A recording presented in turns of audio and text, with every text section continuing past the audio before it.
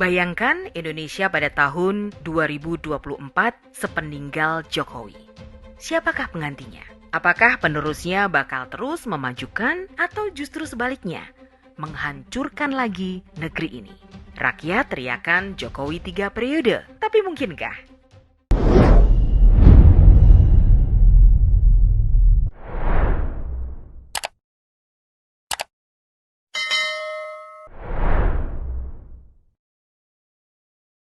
Horor Indonesia tanpa Jokowi oleh Iyas Subiakto.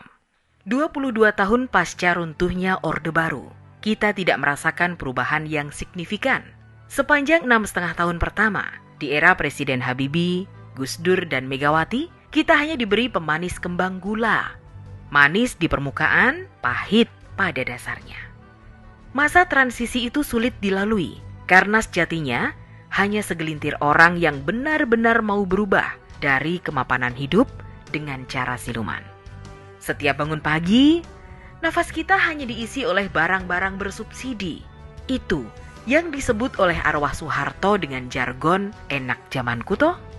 Beberapa kali kita katakan, munculnya SBY adalah sebuah kecelakaan fatal buat Indonesia.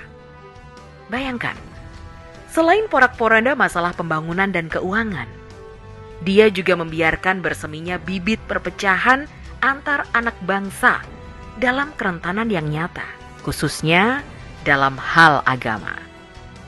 Pembiarannya terhadap HTI, FPI yang ber-DNA teroris adalah bukti dia tak peduli Indonesia mau jadi apa. Yang penting dia happy sambil nyanyi. Atau itulah kapasitasnya, sehingga outputnya nyaris menghanguskan Indonesia. Sampai pada titik masuk ke zona membahayakan, SBY hanya prihatin. Untung saja Tuhan berkehendak lain. Jokowi dihadirkan, HTI dan FPI dibubarkan, Indonesia terselamatkan. Hadirnya Jokowi bak mimpi di ujung tidur yang panjang. Tapi begitu tersentak kita terbangun di depan kenyataan bahwa hasil kerjanya jelas ada di depan mata. Jokowi benar-benar bekerja dan Indonesia seperti mendapat nutrisi dan transfusi darah baru, darah kebenaran. Ibarat terserang kanker stadium 4, Indonesia nyaris sekarat. Jokowi bak dokter spesialis. Dia mengenal anatomi Indonesia. Dia sentuh dari Aceh sampai Papua yang masih menyimpan rasa sakit akibat ulah Orba. Dan SBY yang tak mengubah apa-apa untuk bangsa besar ini. Malah badannya dia sendiri yang tambah melebar. Tapi kerjanya ambar. Jangan biarkan kopimu dingin. Bola liar sedang menggelinding. Demokrat adalah kuda jingkrak yang pelananya diperebutkan 2 joki. Kita lihat siapa yang akan bertahan duduk di atasnya, Muldoko atau AHY. Karena yang terjadi di sana akan mempengaruhi arah politik Indonesia. Saat ini ada 2 kutub tarik-menarik antara rakyat dan para pengkhianat. Rakyat mau Jokowi 3 kali. Pengkhianat maunya Jokowi berhenti. Lihat saja pancingannya di mana-mana. PKS, Amin Rais, dan ada juga umpan kepura-puraan seperti Nasdem. Kenapa mereka melempar isu itu? Ya karena mereka mengukur kekuatan dan jago yang akan dipasangkan. Secara politik, benar bahwa isu 3 periode dilempar oleh mereka sebagai umpan. Mereka berharap ditangkap Jokowi, kemudian di-smash balik. Serangannya bisa bermacam-macam. Bisa dibilang Jokowi tak patuh undang-undang, atau mungkin isu keserakahan kekuasaan yang akan dihembuskan. Bertemunya Nasdem dan Golkar adalah bak CLBK. Cinta lama belum kelar. Kita tahu SP siapa dan Golkar siapa, serta sosok yang mana yang masih bermain di sana. Tentunya yang jelas masih ada JK. Politikus tua dan kawakan yang kondisinya sedang dipergunjingkan dengan isu macam-macam ini tidak akan berhenti sebelum mati. Jokowi sudah beberapa kali menolak isu itu. Dia tidak mau. Manusia yang patuh akan kebenaran ini tidak mau melanggar akhlak politik.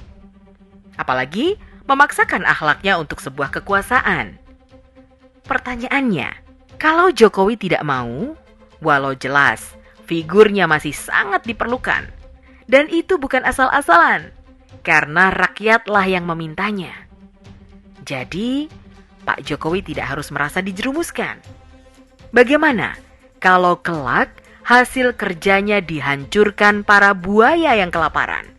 Karena selama Jokowi memimpin, mereka susah menelan tangkapan yang selama ini mereka santap beramai-ramai. Mereka menyantap APBN, APBD, sumber daya alam, BBM, ikan laut, dan seterusnya. Apa tidak sia-sia jerih payah membangun jatuh bangun selama 10 tahun mau diserahkan ke penyamun yang sudah lama manyun? Bagaimana Jokowi punya perasaan dijerumuskan? Ada 86 juta suara yang memilihnya. Dan saat ini, dengan kepuasan kepemimpinannya, bisa lebih dari 100 juta orang yang pasti mendukungnya. Insya Allah. Tapi ini bukan lagi soal didukung dan tidak didukung. Ini masalahnya ada pada Jokowi yang sudah beberapa kali menolak dicalonkan lagi. Pertanyaannya dan lagi-lagi pertanyaan, siapa yang akan menggantikan? Kita tidak ada harapan kalau menunggu partai yang mengusung. Apalagi dari calon yang digadang-gadangkan. Apa yang bisa kita harapkan dari mereka? Belum lagi, sebagian dari mereka masih ber-DNA Orba dan harum cendana.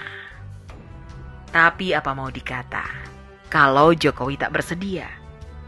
Kita tunggu sinyal Jokowi dan bagaimana Demokrat disikat. Di sana ada Muldoko, ada juga Gibran sebagai kuda hitam, tapi memberi harapan. Indonesia di ujung masa transisi. Sayang kalau pondasi yang dibangun ulang Jokowi diestafetkan kepada pencuri. Kita bakal gigit jari dan mereka menari lagi. Duh Gusti, ngeri kami menatap masa depan negeri ini sepeninggal Jokowi. Tapi kami yakin Tuhan akan membuka hatinya agar tak pergi begitu saja sebelum menyiapkan penggantinya. Semoga kesatriaannya terus ada untuk Indonesia. Dia disegani dunia, dicintai rakyatnya, dan ditakuti lawan-lawannya.